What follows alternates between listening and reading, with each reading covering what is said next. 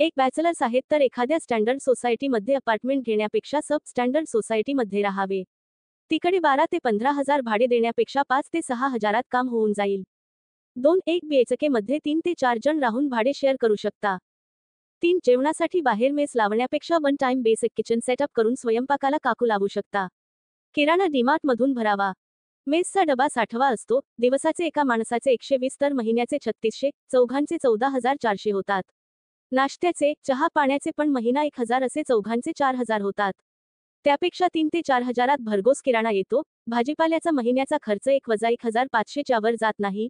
काकूंचे 4,000, gas असे एकूण 9 ते 10,000 भागते व्यवस्थित. 4. आता वन टाइम बेसिक किचन सेटअपचे सामान सुद्धा सेकंड हँड मिळते ऑनलाईन. नवीन घेऊन आपल्याला कुठे संसार थाटायचा आहे तिथे अर्ध्यापेक्षाही कमी किमतीत हे सामान मिळते. 5. वीकेंडला बाहेर नॉन व्हेज खाण्यापेक्षा रूमवर किलोभर चिकन आणून काकूंना बनवायला द्यायचे. हॉटेलचे 4 जणांचे बिल जवळपास 2,000 ते 2,500 आणि चिकन 200 ते 250 रुपये किलो फक्त. बाकी चपाती भाकरी भात घरचेच.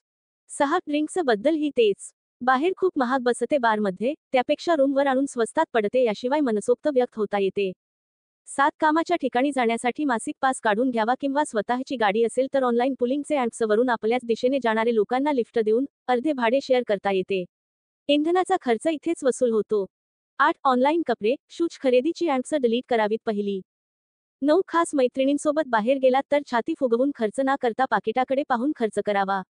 त्यातही जर फेमिनिस्ट स्त्रीवादी असतील तर 50 ते 50 चा नियम पाळावा. 10. रोज रूमवरचे जेवून कंटाळा आला असेल तर ऑनलाईन फूड डिलिव्हरी ॲप्सवर कुपन्स शोधून ऑर्डर द्यावी. 200 ते 300 पर्यंत डिस्काउंट मिळतो. 11. सध्या प्रत्येकजण 4G रिचार्ज करत असल्याने वायफाय कनेक्शन काढून टाकावे.